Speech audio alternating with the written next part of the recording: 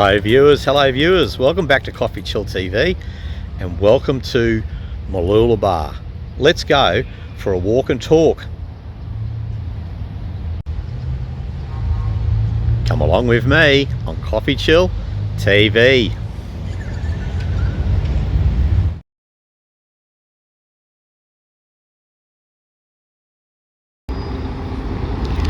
And folks, as we check out the ibis, bit of ibis action on a Wednesday morning. It's about 7:30 a.m. It's lovely, clean, clear and crisp as we look across to the Mooloolaba Bowls Club. Bowler's Paradise, Club Mooloolaba. And we stand back this way, guys. Here is apartment heaven. Lots of apartments, some old, some new. Keep spinning around. We love a good pivot. Allied Health, Domino's, Mooloolaba Convenience, Carry On Curry, Noodle Box, The Chicken Shop, Wuju Like Sushi, Pepper Burgers and Kebabs, and the ever trusty Subway. Across the road there, the Shell fuel stop, and that's the famous Brisbane Road, guys. It's now 2 lanes. It used to be 1 lane. Used to be infamous for its traffic jams, and not saying it's not capable of still getting in a jam, but certainly things have improved on Brisbane Road, and we're heading towards the water, folks. We're heading towards one of the world's great beaches, Mooloolaba Beach, on the Esplanade, as it would be at Mooloolaba. And as I admire the topiary, oh, I love a bit of topiary action. How about you?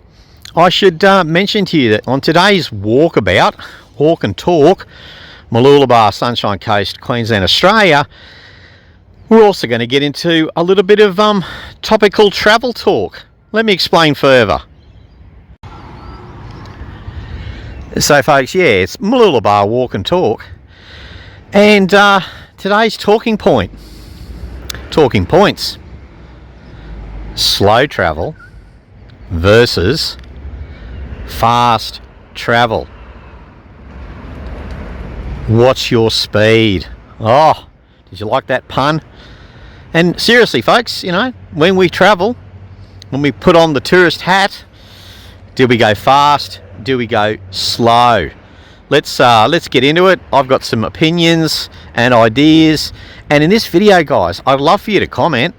Maybe you've got some observations on the pros and cons of slow travel versus fast travel. Do you have a favourite? Do you like a bit of both? Let's get into it. So folks, as we admire the Mooloolaba Bowls Club, and yeah, do you want to go for a roll and play a bit of lawn bowls? I think it's apt that we talk about slow travel to start with. Now, a game of lawn bowls, it's not a fast game, okay? It's not downhill skiing, all right? It's not the 100-metre dash, okay? It's a slow sport, lawn bowls. And, you know, slow travel, as the name would indicate. Now, I don't know, it was probably about a decade ago that people started talking about slow travel. But of course, it's been around for quite a long time. You know, forms of slow travel. Grey nomads. The car, the caravan, and they head around Australia. It's a long holiday. It's slow travel.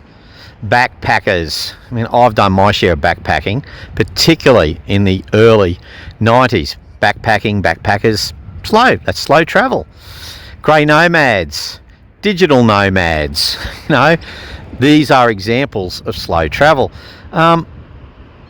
You could also argue that the snowbird, the sun seeker, can also be a slow traveller, and we get them here on the Sunshine Coast, both international and domestic. We get folks come over from North America, from New Zealand, Auckland. There's a direct flight to the Sunshine Coast, and they come here for when the weather is most cold in their country. They come to the Sunshine Coast. snowbirds. But we also get them from Tasmania and from Victoria. So we get kind of a northern migration of Australian snowbirds, and they'll go and stay in a caravan park or a cheap long-term rental hotel, Airbnb holiday home, and they'll stay here for a month, 2 months or more. Okay, they are slow travelers. It's all about the pace, isn't it?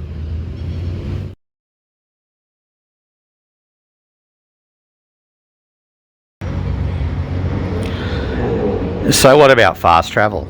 Seems self-explanatory, doesn't it? But I'd say fast travel is the traditional holiday break. You know, a beach break, a city break, a short staycation, business trips. And these days, guys, you know, there's leisure, business and leisure.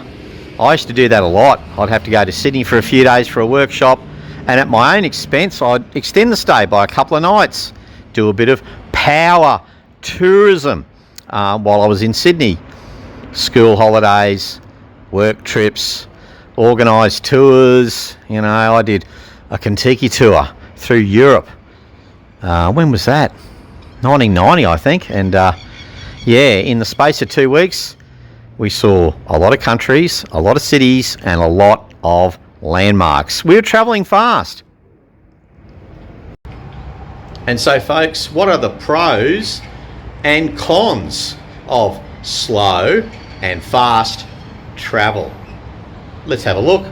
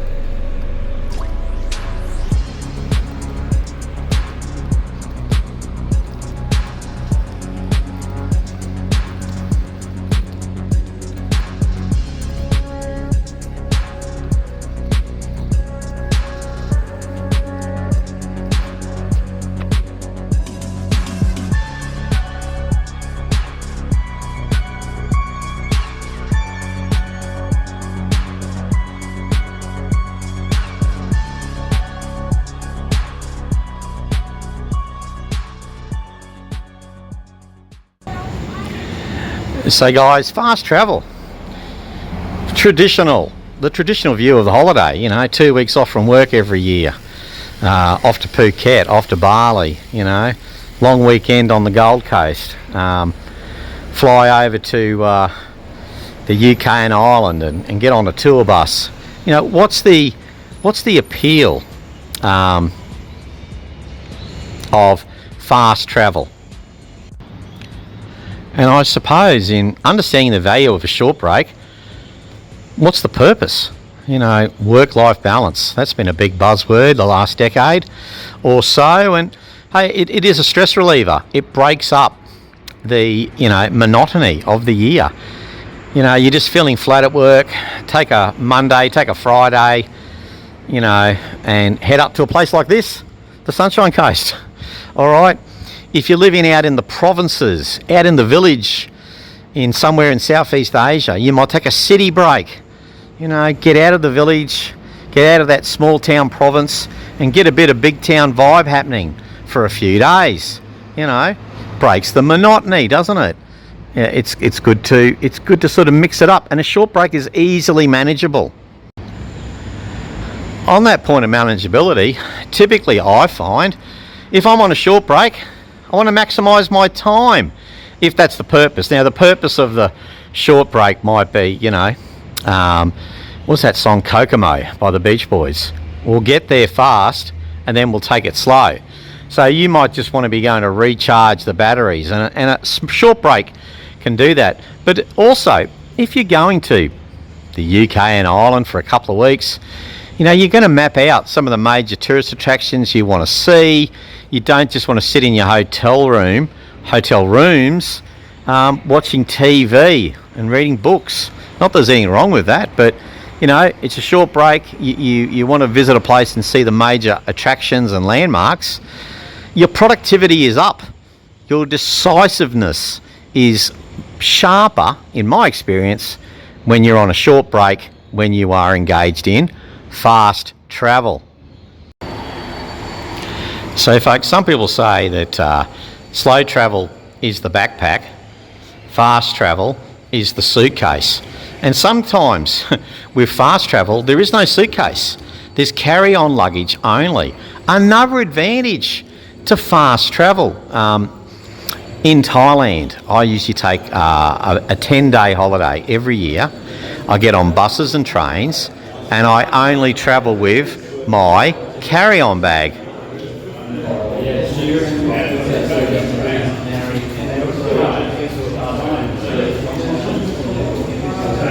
And those gentlemen, they seem to be walking with purpose. And look, you know, that's an advantage to fast travel, having a purpose, but you can be too purpose-driven sometimes when you're fast travelling. And as we admire the Great Wall of China, bit of street art here at the Bahuna Chinese restaurant. Yeah, guys, you're a little bit disconnected, aren't you, on short trips? You're not really culturally immersed. You may be playing a ticker box game, you know, where you need to see 6 landmarks in one day, and you are fatigued. You are exhausted by your fast travel. Definitely a downside to fast travel. Exhaustion, ticker box, and it becomes a little bit mindless. For a lot of people, you know, they go on a short holiday to load up Instagram. And hey, I'm guilty as charged sometimes when it comes to that. So, you know, are you playing a ticker box game? Are you really on holidays? Are you a little bit disconnected?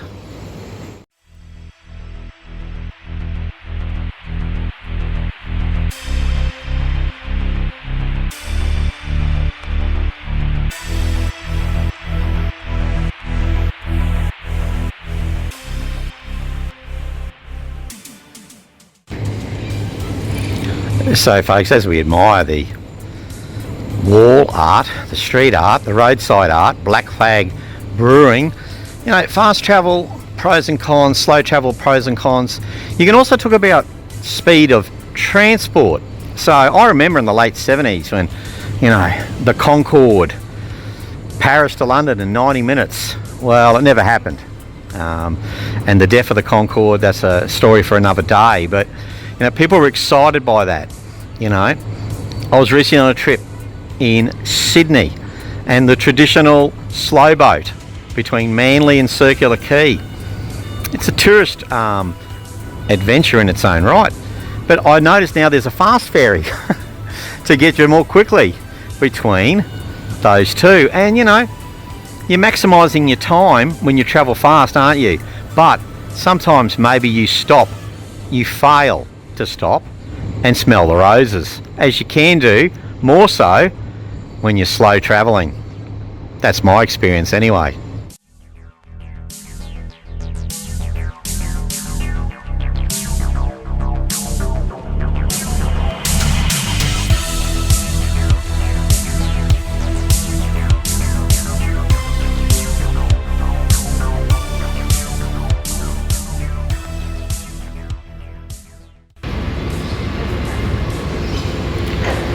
So slow travel, what's it got going for it? I've done a lot of slow travel in the early 90s, backpacking, 6 months in Africa, 6 months in Asia, several months in North America. I also did 2 6-month stints working holiday in London. So I know about taking it slow, and I suppose one of the key benefits is you dig a bit deeper. You do become more culturally immersed. Affordability too, on a day-to-day basis. That if you look at you know, going down the Gold Coast for 3 nights, and you might pay $200-300 a night for your hotel, but you might actually get a cheaper deal if you stay there for a month. And you know, Airbnb, holiday homes, they've really slipped into this space. And in Thailand, you know, month-to-month rentals. If you're going to be in a place like Pattaya, Thailand, for 2 months, you might get a deal on a hotel for weekly, month-to-month, and it ends up much cheaper on a per-day basis than if you're just staying for 2 or 3 nights. So, you know, it can be more affordable when you break it down into daily costs to be a slow traveller.